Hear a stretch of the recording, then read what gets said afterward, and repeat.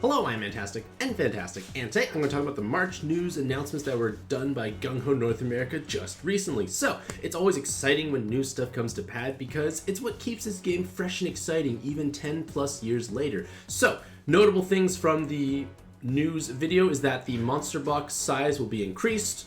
If you have excessive amounts of cards, you can have even more cards. It's just nice to have more box space, but you have to pay for it. But either way, it's just nice to have the option.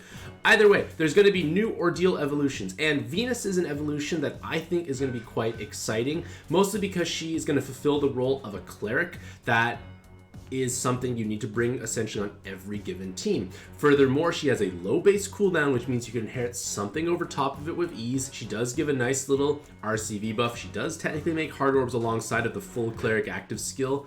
Well, it's awoken skill bind and unmatchable, but everything is bind immune, so I kind of disregard regular bind clearing. But she gives team HP, she gives 4 enhanced heart orb awakenings, and she has 2 crosses. So she's going to be able to clear your sticky blinds, she can heal for you, she can give you significant added bulk along with 10,000 base HP. She's going to be a strong cleric option, and the fact that it's a Pantheon card means everyone, to a certain extent, has a strong likelihood of owning at least one Venus in their monster box, and utilizing her in her ordeal form will be quite nice.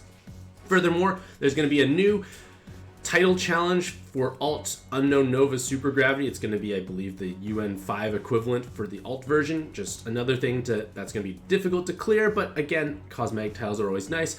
But with that being said, the news video has one truly exciting part at the very end of it, and it is Demon Slayer Collab, which is returning to North America soon-ish. So, why is this exciting? Well, it's exciting because it's been quite a long time since this collaboration has come to North America, which means the cards have obviously fallen completely out of favor in terms of power creep levels. But because it's returning, old cards are now going to receive significant buffs and overhauls to their existing kits, so there's a good chance you can acquire some extremely valuable monsters for yourself, along with new things being released such as Muchiro, who can be utilized with your New Year's Wadatsumi if you manage to monster exchange for him like a month or so ago.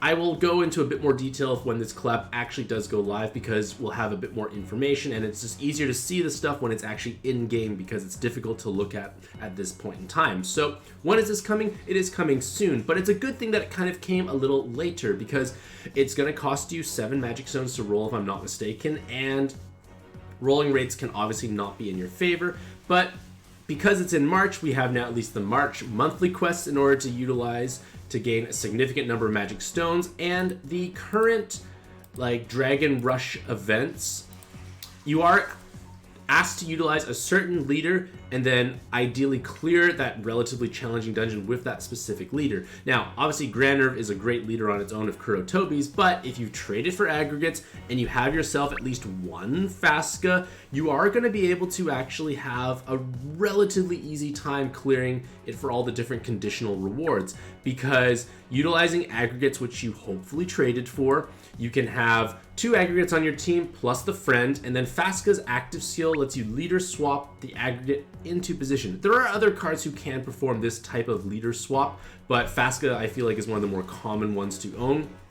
And then just load up on skill boost plus pluses in order to actually swap yourself into position. The last sub that I bring is, at least for myself, is Cammy, because she's got a low base cooldown. She can take the 4-turn haste weapon assist, which is obviously great because then you get your aggregates up and running, and then she has a 3-turn base cooldown to give absorption cancellation. The level 1 has lots and lots of absorption problems, so she can be a wonderful solution for that particular aspect.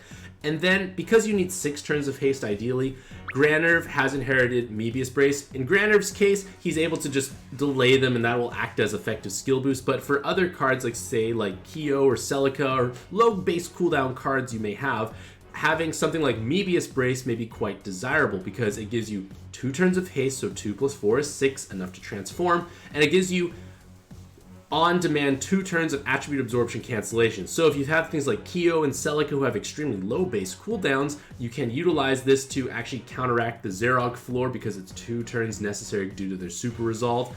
And because if they had low base cooldowns, they'll charge up, you're able to actually utilize them on that Zerog floor. Furthermore, that haste lets you recycle back up the, say, Cammy's low base cooldown absorption. So if you get, say, like Hera Dragon at the end who needs 2 turns of absorption because of Super Resolve, you use Cammy on turn 1, you haste her back up with the Mebius Brace, and then you have it solved for turn 2. I inherited on Fasca the quad Pem power in order to give more haste and absorption cancellation, because there's a good chance Fasca will overcharge when she gets her new active skill.